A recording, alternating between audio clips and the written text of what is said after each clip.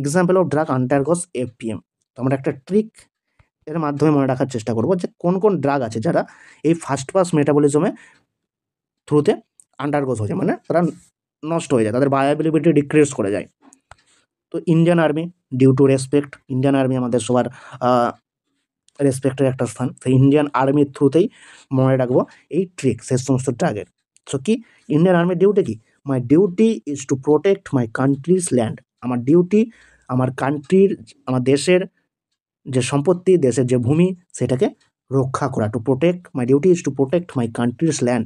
এই সিম্পল একটা ইন্ডিয়ান আর্মির মেন যে ডিউটি, সেই ডিউটির উপর বেস করে ট্রিক।